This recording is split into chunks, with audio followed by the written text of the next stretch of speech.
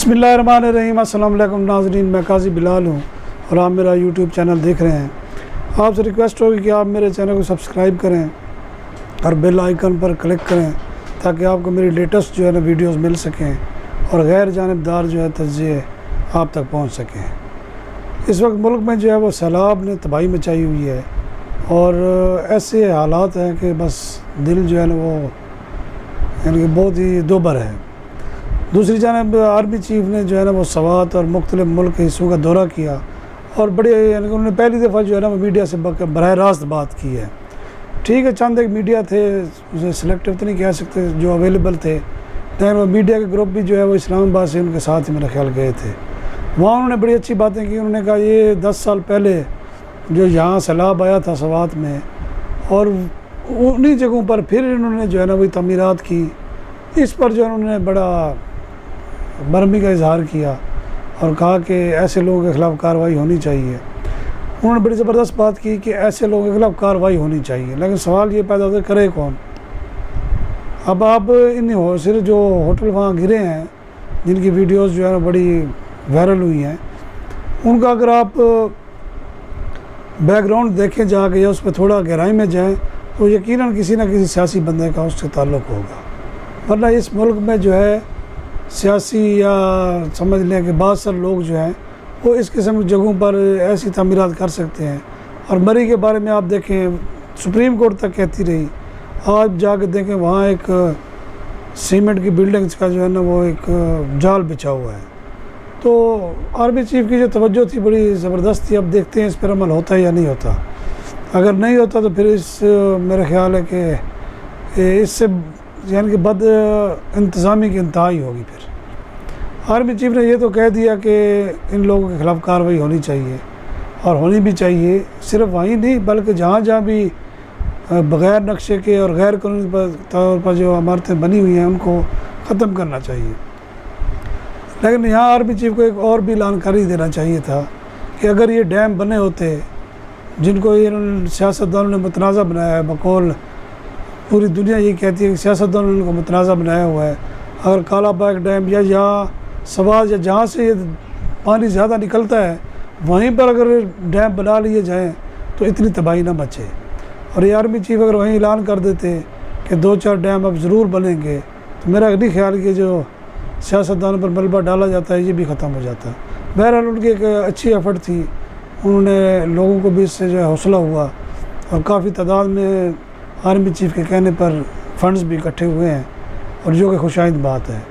दूसरी जानब अगर सियासी माहौल देखें तो आज इमरान खान की पेशी थी तौहीन अदालत केस में, और तौहीन अदालत और साथ ही उसके जो है ना वो संगीन गद्दारी का केस और जनाब क्या कहते हैं उनकी जो तकारीर हैं उनको नशर होने से रोकने का केस, यानी कि 3 केसों में आज उनकी पेशी थी और इंतहाई सख्त इंतजाम किए गए थे सिक्योरिटी के।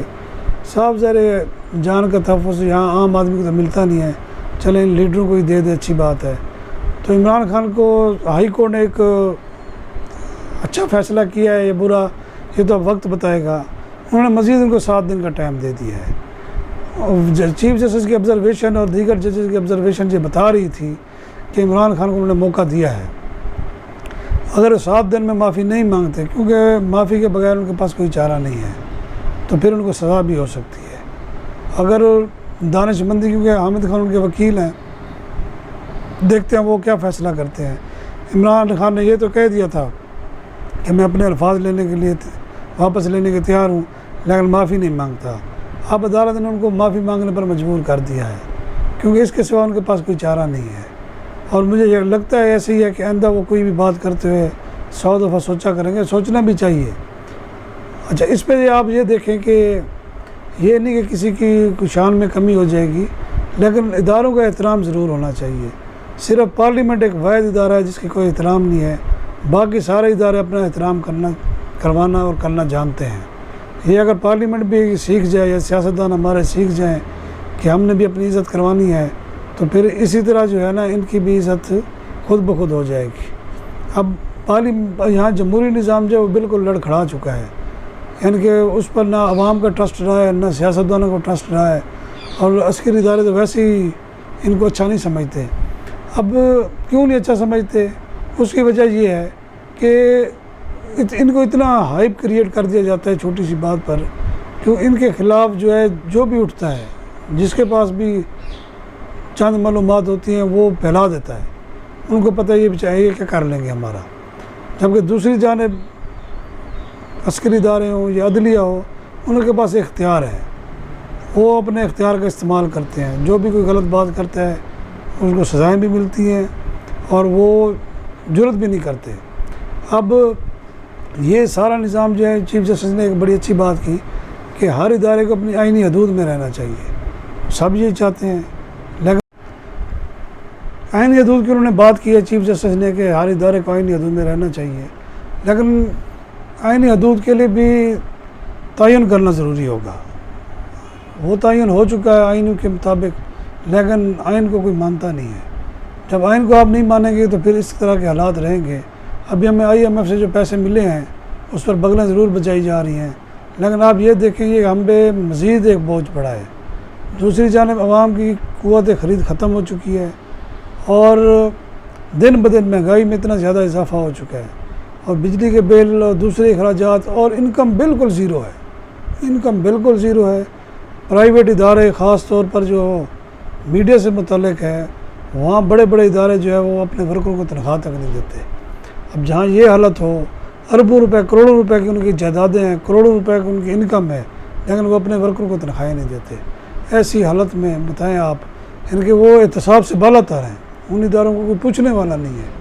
अगर यही हालात रहे तो इस मुल्क में अनारकी फैलेगी। अब आते हैं सियासी सूरत हाल जो दिन ब दिन डामाडोल होती रहती है। अब इमरान खान पर इतना दबाव डाला गया है कि अब उन्होंने जो है ना वो इंतखाबात की बात करना ही भूल गए हैं। उनको एक किस्म का उलझा दिया गया है। शहबाज गिल उसकी ज़मानत मुस्तरद हो गई, यानी कि वो लगता है ऐसी है कि इसको लंबे अरसे के लिए उसको जेल भेजने का प्रोग्राम बन चुका है। और उस पर सोशल मीडिया और इधर उधर बातें हो रही हैं कि उसके पीछे कोई सियासी बैकग्राउंड नहीं था उसका, या उसके पीछे जो है ना कोई फ़ौजी उसका अफसर रिश्तेदार नहीं था, वरना वो भी बाहर आ जाता। यानी इस किस्म की बातें जो है ना वो बढ़ती जा रही हैं। इस चीज़ ये जो है इसमें माइंड चेंज करता है आवाम का, इससे रोकना चाहिए। अब चीफ जस्टिस की बात ठीक है, लेकिन चीफ जस्टिस को भी चाहिए कि वो जो भी कोई ऐसी इस किस्म की बात होती है फौरी तौर पर उसका सुओ मोटो लें और मेरिट पर फैसला करें। अब इमरान खान का जो केस आया वो एक टेस्ट केस है। पहले भी कितने वज़ीर आज़म तौहीन अदालत में फारिग किए गए हैं। ये रिवायत अब ख़त्म होनी चाहिए। इजाज़त चाहूँगा। अल्लाह हाफ़िज़।